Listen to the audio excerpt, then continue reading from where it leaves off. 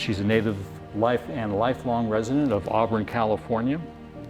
A Tevis Cup Ride, 100-mile ride enthusiast, an avid trail runner, and an advocate for Auburn as the endurance capital of the world.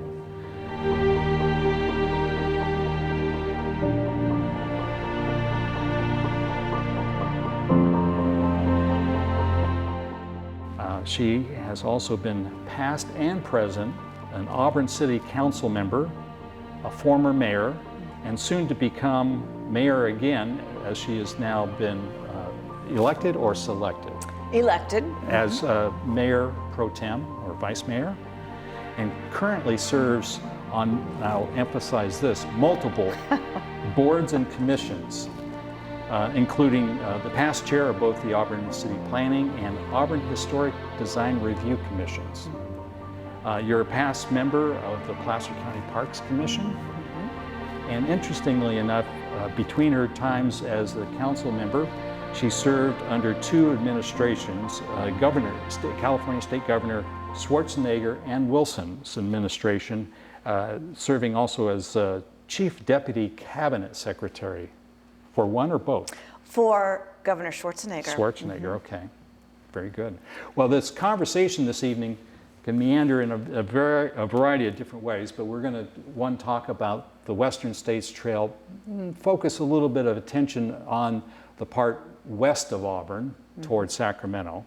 We want to talk also about your family history and your ranch. We also want to visit and fast forward to the economics of the Western States Trail. And then lastly, talk a little bit about what your plans are, perhaps even now as a city council member, and more importantly, when you do become mayor. And I have a couple of examples to share with you what past mayors have done as it's related to the Western States Trail. But so as to begin. The Western States Trail west of Auburn. When someone mentions the Western States Trail today, many will immediately default to that of the Tevis Cup 100-mile ride from Truckee, or the Truckee area, North Lake Tahoe area, to Auburn, as well as the Western States endurance run, the ultramarathon run from Squaw Valley to Auburn. Squaw Valley is now Tahoe Palisades. Actually, I think they call it Olympic Valley? Well, Tahoe Palisades? There's whatever the politically correct new name is. So immediately people think of the trail between that area, east of the Sierra Nevadas, to Auburn. But what they failed to incorporate, or not know to incorporate, is that part of the trail eastward to Carson City, and that westward from Auburn to Sacramento. Thus, the Western States Trail, or capital to capital. I give presentations now and then to service groups and others, and inevitably someone will ask, well, why is it that you're talking about the Western States Trail, plural, in its form, and it's just from Tahoe to Auburn in the state of California? Well, we can expand upon that. We know that the Adams Express Company, and later the Wells Fargo Express Company, had messengers traveling up and down the American River from Sacramento all the way up to Michigan Bluff and beyond, actually. So you recently did some research. I wonder if you wouldn't mind. I did a little that. research, and I have to kind of refer to my notes a little bit, but it was actually, I was preparing for a speech to give to the Chamber of Commerce's Leadership Auburn class. And it was about the city of Auburn and the city council. And I wanted to just kind of dig into the history of the incorporation of the city. It's kind of an interesting story that I had known about, but didn't really have a lot of details. And that was that, Auburn, the area has been around for a long time, right? We know that gold was discovered in the Auburn Ravine by Claude Channa in 1848. And it was at the time first called North Fork Dry Diggins, and then it was Wood Dry Diggins, and then it ultimately became Auburn in 1848. There were some miners from, I guess, Auburn, New York that came in and named it. Yeah. But what's interesting is it was here, it was because of the gold rush and everything, but it incorporated in 1860 pretty much for the express purpose of funding what was called the Sacramento-Placer Nevada Railroad. There were several businessmen in the area that wanted to invest public funds into this railroad, and they figured they would get reimbursed, or they would reap the revenue from that railroad and pay back a $50,000 bond that they actually had the electorate, once they incorporated, the electorate voted to pay for that. So they had this railroad that, the railroad from Sacramento to Folsom was already in place, but they wanted to bring it from Folsom really to Auburn, and then I think ultimately over the Sierras. And so they did some surveying, and this is kind of where it rolls into the Western States Trail, because we speculate this. We don't know for sure where that trail was from Auburn to Sacramento. But when you think about plausible routes, the railroad seems like they actually surveyed for the railroad. I think the first time was they did a map like in 1857. So that was a long time ago, and you would think that they would use a route that was already traveled. So a wagon road or a trail, and ultimately, really roads came from trails, right? That's right. So I think that it's plausible to think that where that railroad was supposed to be built was actually where the Western States Trail could be. There's lots of research that needs to be done, but just kind of a speculation. And what they actually did, they funded part of that railroad, and they built it all the way from Folsom to about Auburn, Folsom Road and Whiskey Bar. That's kind of where they stopped. And then because it was the Central Transcontinental Railroad came into Newcastle in 1864, no need for this other railroad, right? So construction stopped, and it just, all their history, the city disincorporated because it owed all this money and didn't reincorporate again until 1888. But again, there's some interesting survey maps that show, the original survey showed that railroad going along the North Fork Ditch. And that North Fork Ditch, which was above the American River, served all those little mining communities along the river, where Beals Point, Mormon Island, and all of that. So they talked about how the railroad was initially going to kind of go along that ditch. Again, that and some of that is we can even speculate. I wonder if there was any part of the Pioneer Express Trail that was, part of the Western States Trail, at least down below. So. Yeah, funny you should mention that. In preparing for our conversation, I looked up something here this afternoon, and there's a large granite boulder with a plaque on it that was placed on a hill overlooking Folsom Lake near Beals Point. And it was placed there by the California State Park Commission. And it reads, quote, between 1879 and well, this is not quite right. They got the dates backwards. Between 1854 and 1879, pioneer express riders rode this gold rush trail to many populous mining camps on the American River bars, now covered by Folsom Lake, including Beals, Dottons, Long, Horseshoe, Rattlesnake, and Oregon on the route to Auburn and camps beyond, meaning further eastward.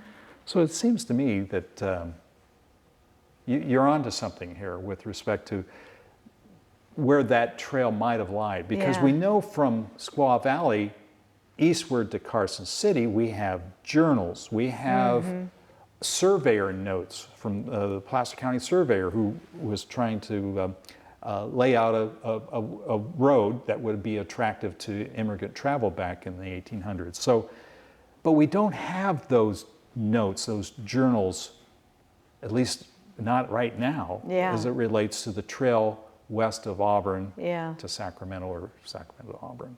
Well, and it would be interesting when you talk about Oregon Bar, because that is right below Auburn, you know, and that is where that Pioneer Express Trail goes. And there was the dam there, the Birdsall Dam, that was below, or just a little bit above Oregon Bar. The North Fork Ditch began from Birdsall. Birdsall, that's right. And that's kind of where it ties into my family history, because my great-great-great-grandfather, when they came here, it was, I think, right around late 1840s, early 1850s, helped construct that ditch. This is the old North Fork Ditch, and it brought water from the American River up where the Birdsall Dam was. And this ditch went all the way along the American River, which is now Folsom Lake, all the way down. You can follow it to past Granite Bay. There you can still find remnants of the ditch. But this was really the way the water was brought in for the purposes of agriculture. Again, my family, my great-great-great-grandfather, Joseph Kelley, helped to construct this ditch, especially the portions that came here near his property. So, and my grandfather, as a little boy, used to swim in the ditch. He remembers in the summertime he'd swim in it, loved it, it was great. But, you know, you can pretty much follow this ditch all the way down to Granite Bay. And it goes even farther than that, I'm sure. At least the part from the Birdsall Dam, probably down to about Rattlesnake Bar. And they settled along the American River, right down, of course the site is gone, but right along the river there, and homesteaded property. But it's interesting because that North Fork Ditch, you know, travels all the way down, I believe, into Folsom, you know, and you can actually, when you ride your horse down, you know, past Rattlesnake, you can actually ride in some of that ditch down below Granite Bay. That's right. So to think that Western States Trail, you know, followed the railroad and then, you know, was all in that area is kind of exciting. But to think that it came up is really exciting to me because, of course, that's where my family settled. So, you know, but it's hard to know. That's all you know, that area is all underwater. Yes. You know. Wells Fargo claims that they had an express station at Rattlesnake Bar. Yeah, well, Rattlesnake Bar was quite a settlement.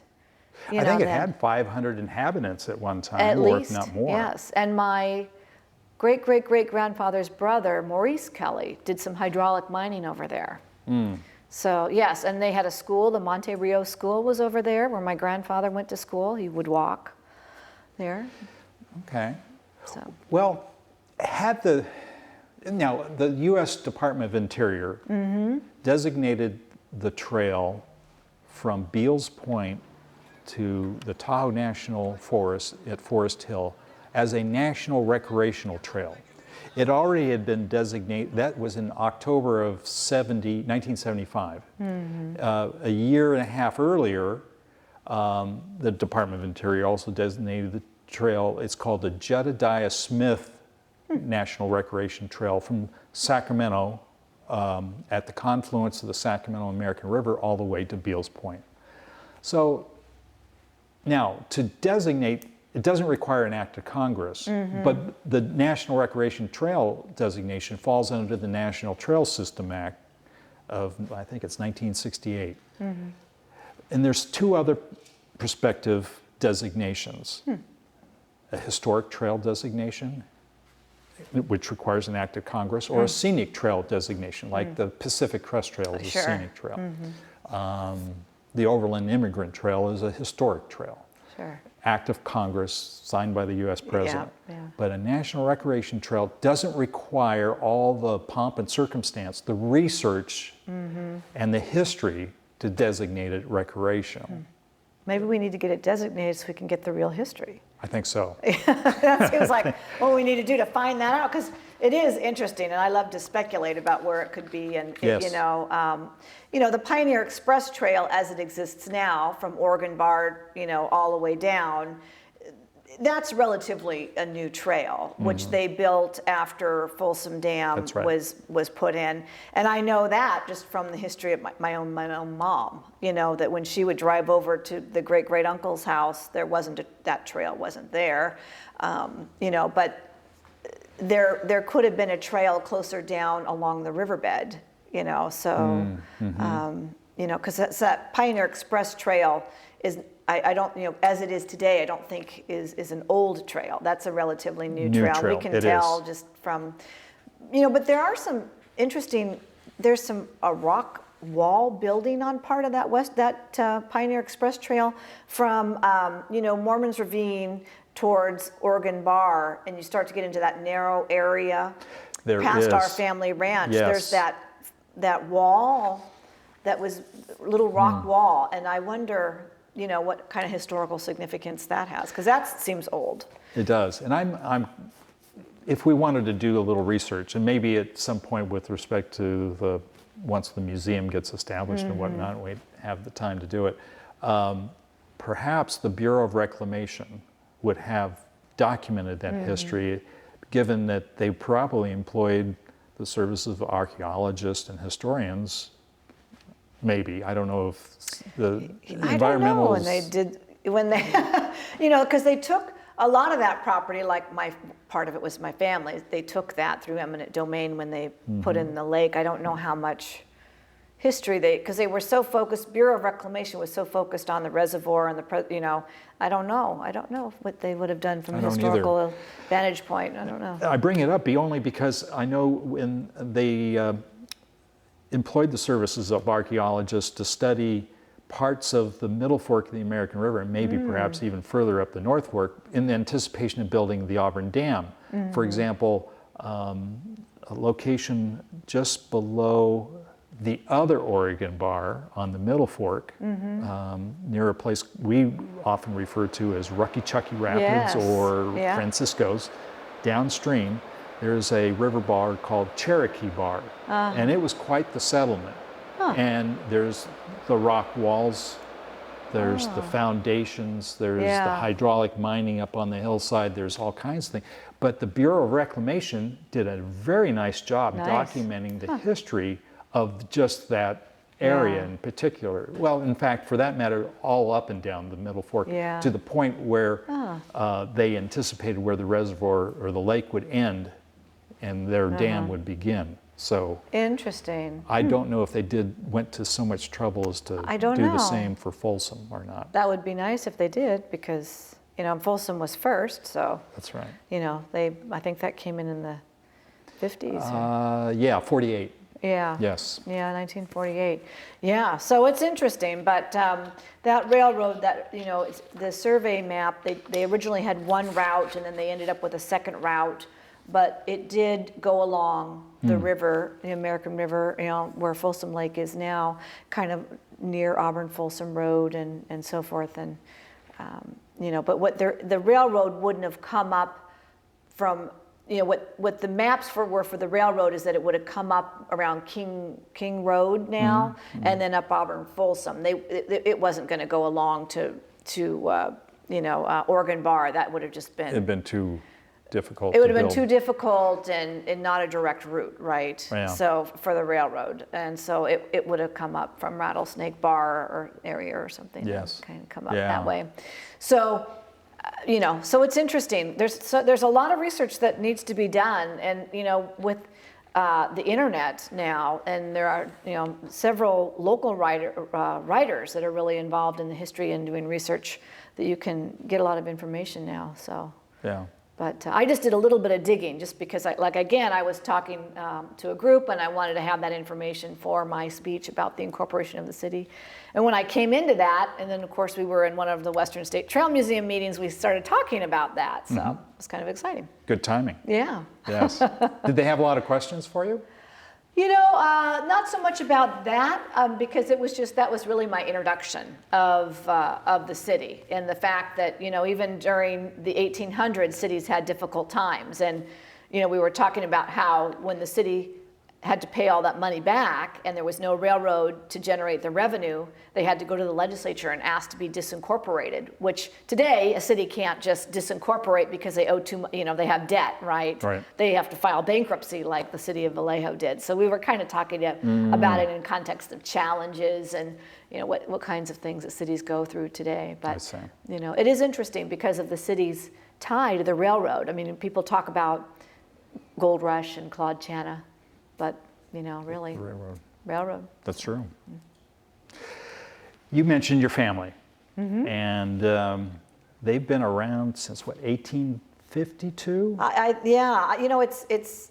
I don't have a direct date, but I know they were here in 1852 for sure. So they may have come a little bit earlier, but they actually came from Alabama. They took a ship and went around the Horn and settled, arrived in San Francisco, and then came up from San Francisco and settled on the American River near Manhattan Bar, and because they were looking for gold, so they were, gold seekers.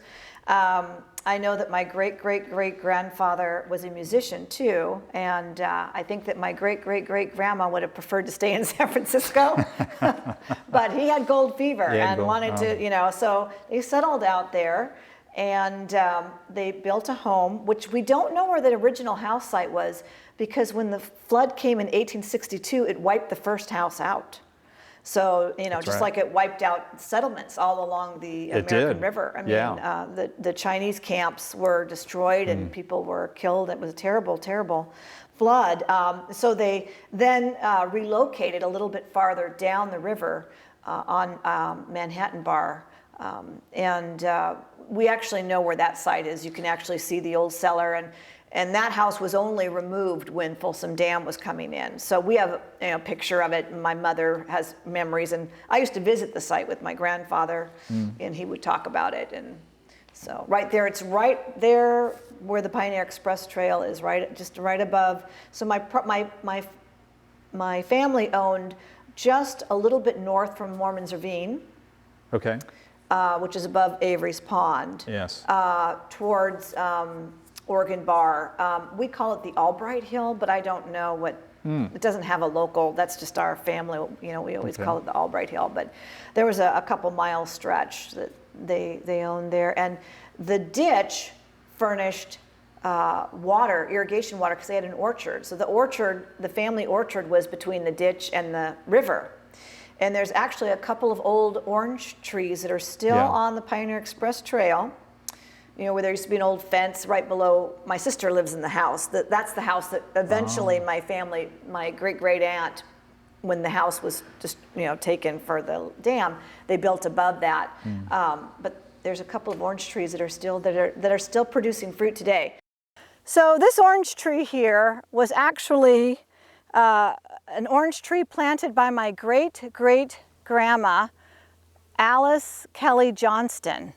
And she actually was one of the first farmers to graft an orange tree onto a different root system to get a better fruit-bearing tree. And so she probably did that. That tree was probably planted, I'd say, the mid to late 1800s.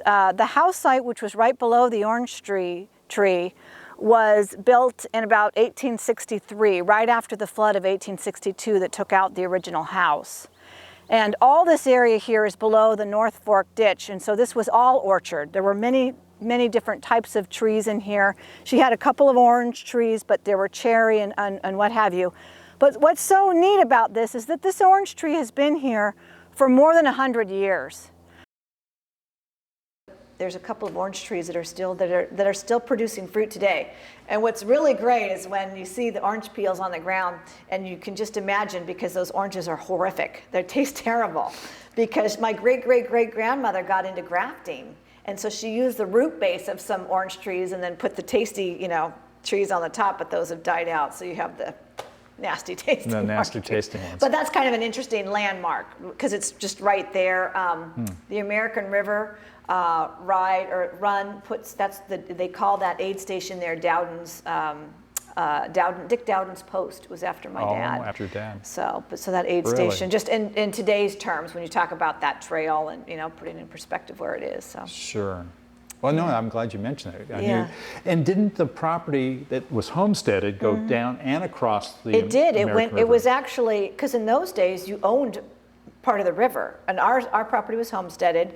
And so they owned that section of river, and they owned another 8 acres. There was more than 8 acres originally, but again, when the dam came in, they took a lot of it. Now there's 8 acres left on the El Dorado County side. So my family owns, there's all of it except for the 8 acres is on Placer County side. Of course, we don't own the river anymore, but so they owned part of that over there on the El Dorado County side. It was interesting that you could actually own part of the river in those days.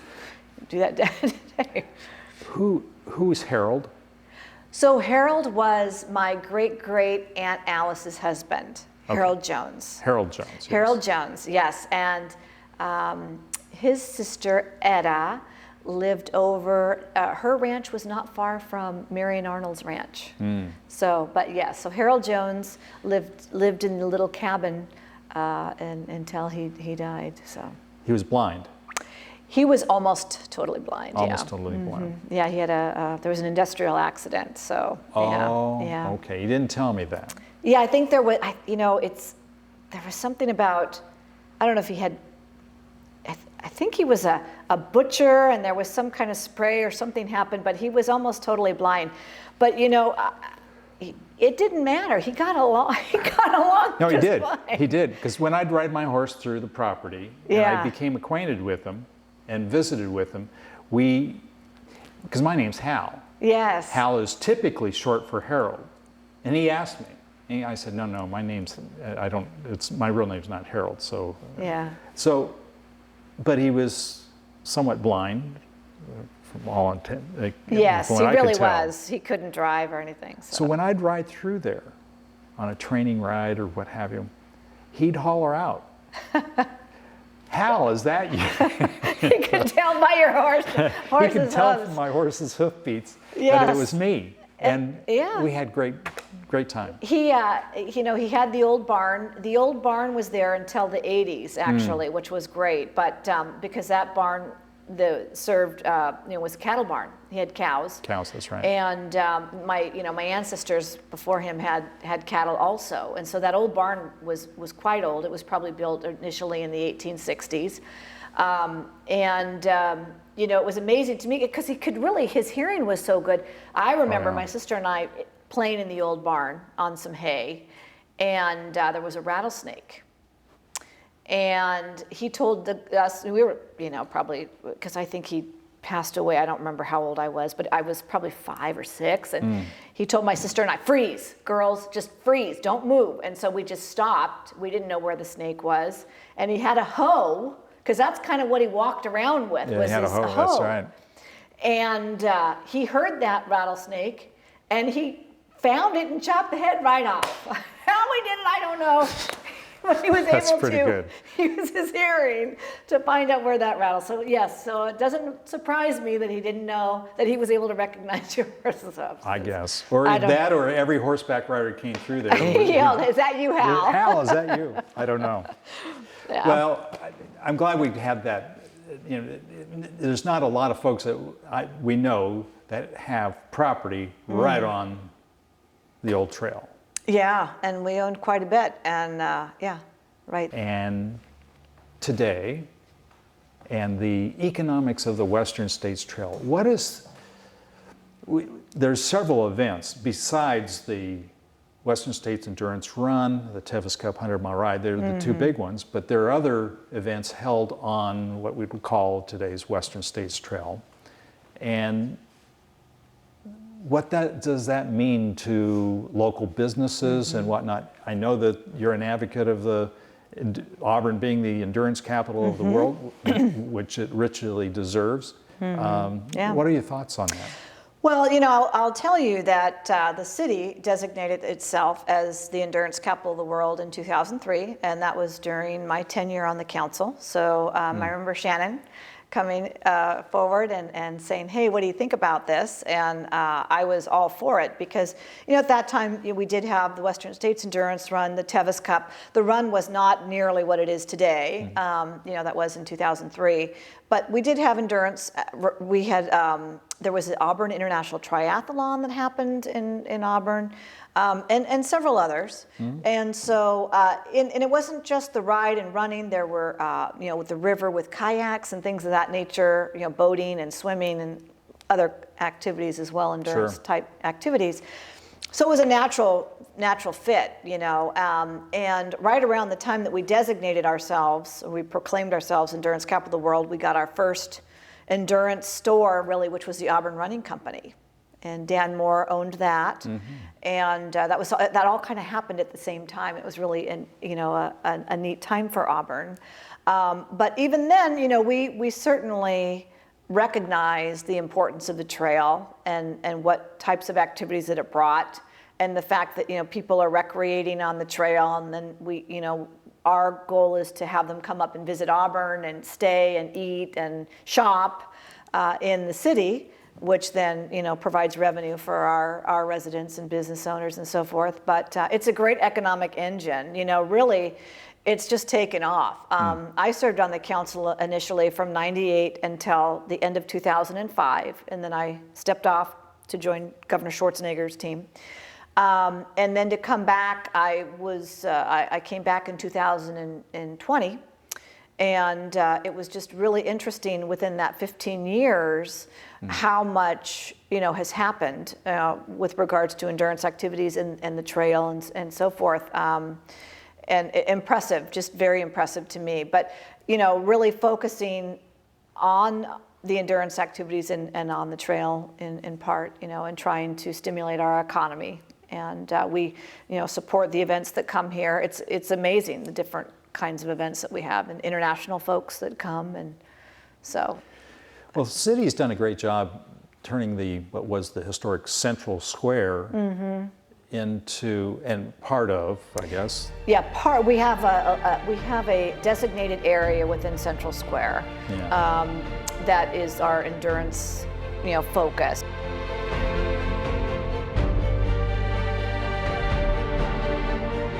Over there, where we have our tiles that are designated for our endurance advocates and athletes and supporters. You have a tile over there. So, clearly we recognize that, that contribution. And we actually, because so many people are using the trail these days, and the Confluence area, the city recently dedicated one of our transit buses. We have a Confluence shuttle now, where we go around to various spots and pick people up, and we'll shuttle them down to the Confluence so that they can go and recreate, or you can take your bike, and then you don't have to park down there because it's so crazy. That's great. But it's an electric bus, and so it's kind of exciting that we have that for folks. So again, the trail. So both the big events, the Tevis Cup Ride and the Western States Endurance Run, and perhaps some of the other events as well, attracted not only just local participants, but participants from really all around the world. Yeah. And the run organization has, of course, a lottery now because of so many. So popular. Yeah. So that Auburn, and it's being recognized as the endurance capital of the world, is really richly deserved when you think about the participants and where they're coming from and why they're coming here. And I suspect the economics of benefits to local business owners is pretty good. And it's interesting to even see, the businesses that have come in. We've got another running store. We've got several bike stores, that really mountain bikes and focusing on that. And businesses that are really focused on that aspect. And we have businesses that, we have a store in Auburn that prints all kinds of things Auburn related, and they, also, focus on the endurance capital, designation and so forth. But we're proud of the fact that, we're the finish line for the two grandfather rides, the horse ride, which my family has competed in many times. My horse actually successfully completed 6. I know yours, I think, was, 11 or something. 12 times. 12 times. Yes. But my horse did it 6 times. So, and that's really exciting, and I love it when we have the athletes that come in and the opportunity to meet with them, and, but it really, we're so fortunate to have the trail and to have our canyon, and, and it really does, all the different people that come here. And recreation's really, especially with COVID, people are just getting out and they just love the outdoors. And, it's a special designation for us because it really sets us apart from a lot of other, towns, and we are historic. We are, gold rush town. We were founded by, during the gold rush. Gold was discovered here. And so we have that rich history too. But then we can also benefit from the trail, so. Let's look to the future. Yeah. So we've gone way back and now we're current times. Yeah. There have been, let's see, a number of efforts. I can think of a few. Legislation-wise, there was an effort not too long ago. United States Senators Boxer and Feinstein introduced legislation to consider the study of the Western States Trail as a part of becoming a National Historic Trail under that National Trail System Act. Yeah. It didn't, I don't know that it received the recognition it needed. It didn't go anywhere. Yeah. And it just sort of lingers. And I don't know what becomes of that. I pose that as something for you to think about. I didn't even know that had happened. Oh, yeah. So, see, it's kind of this well-kept secret. The process is that you introduce legislation, earn Congress's support to at least study the trail in its historical significance, and it's supposed to be national significance. And I guess you could argue that while maybe the trail itself wasn't the most popular route among immigrant travel, it certainly is, as of today, significant to thousands of people traveling from all over the world to come here to compete in an endurance contest over that same trail. Yeah. So, okay. We'd have to we'd put that on our to-do list. Yeah, because you'll, obviously, when a measure's introduced, in Congress, it goes through a process. It has to be approved by both houses and then signed by the president. And so, whenever it was introduced, it didn't go anywhere. So you'd have to have something reintroduced. It doesn't just kind of linger somewhere. So, but that's something that, because when you were talking about that designation, the historic designation, I was thinking in my mind, I wonder if we've ever done that. So it sounds like you have tried, but that is something to put on the to-do list for the board, Yes, I think so. So, and maybe once the museum is up, then it really helps to. I think the museum is a big step forward. Another one, and I don't know its significance, but it's before, or going to go before the state assembly and Senate, is this effort to designate both the Tevis Cup 100-mile one-day ride and the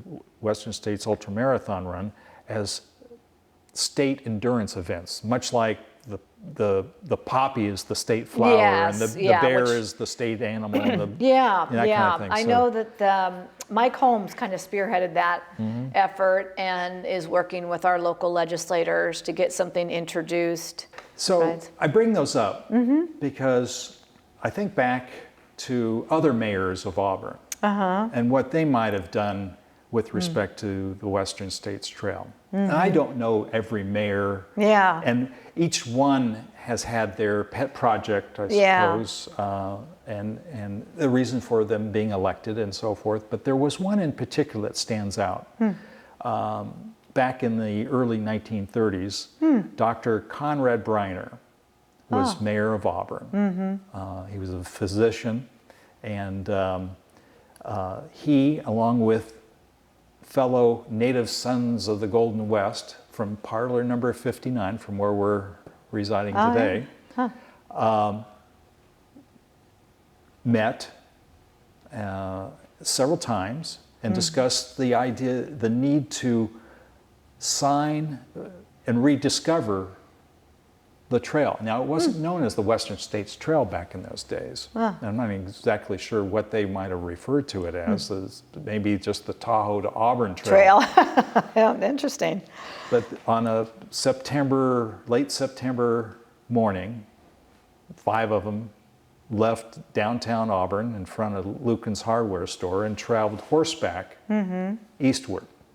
And along the way, they placed metal signs saying, "This is where the trail. And they had already done their homework, so they knew where they were going and what And they then were the Auburn doing. mayor did that. And an Auburn the, mayor. the mayor was in that group. And Was that the group with Wendell Roby in there? It was. Uh-huh. Wendell Roby. Yep. He would have been a much younger man back in Yeah. those days, along with Earl Lukens, the Yeah. hardware store owner, Jack Shields, a son of a Placer County surveyor, Dr. Briner. And it seems to me there was one more. Bill Patrick. Oh. Sorry.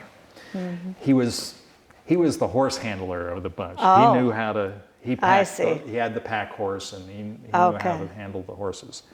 Roby knew of the way to go, and Briner was really in today's term a videographer. Ah, interesting. He carried with him a brand new 16 millimeter Brownie motion picture camera. Oh, how neat. He filmed it. And you have those. And we have that film footage. Oh, wow. From 1938? 31. 31. 31. Wow.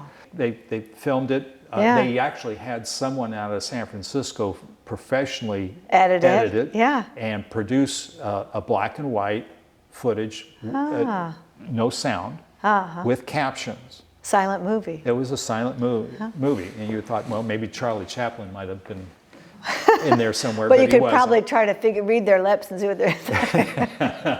So they traveled and they hit all the high points and along the way and made over the Sierra Crest, meeting Robert Montgomery Watson at Robinson Flat, who knew the way over the. He knew the way over. Knew the way over the top. I could tell this was Dr. Briner's pet project. Sure. So you're going to be mayor here fairly soon. What, Sure. a year's time? Yes. You probably I hope, have. of course, Yeah. elected by the council, but I'm in line for it, yes. But as a city council member, a potential mayor, do you have any thoughts of not riding the trail necessarily? You're welcome to do that. I've certainly, ridden the but trail so much and run that trail. You know the way. I know the way. Project-wise, Yeah. thoughts of, we have a museum That's, proposal? really, the Western States Trail Museum for me is, that's something that I am, I can almost consider like a legacy project for me on the city council. There's a lot of work that's involved with that, and I would love to see the city partner with the Western States Trail Museum Board of Directors, and so that's really what I'm really focusing my efforts on, from the city's perspective, and trying to support that and see that to fruition. That's, really what I would, like I said, kind of consider as a legacy. I think that, a tribute to the Western States Trail, and really seeing that partnership, creating that partnership. We're sort of in our preliminary discussions right now, as you well know, and so, trying to see that through. Well, we've gotten a good start. We've got a great start, and there's a lot of work. It's not just the location, but really that's the main focus. But then, how we can work together to promote it. The museum does so much for the city too, in my opinion, because again, it's another attraction, bringing folks here. And I think about, the location being in Central Square just is perfect because people can come up, visit the museum, shop, dine, stay overnight. And then we have our Confluence shuttle, which is just, 2 blocks away, where you can go and learn all about the trail and then take our little shuttle for $3.50 round trip and go down and walk on the trail. And what a neat opportunity, to not just learn the history, but then to be able to get on a shuttle and go down there and be there and live it, so to speak. So there's lots of opportunity for partnering. So that's really what I'd like to be able to see happen, for sure. Very good. Well, good. Well, this has been a great conversation. Thank you for joining me. Oh, thank you. I appreciate the invitation. And look forward to working with you in the future and doing a little more history digging on that west part of the trail. Yes. So. That'll be on our to-do list then. That's right. All right. Good. Well, thank you.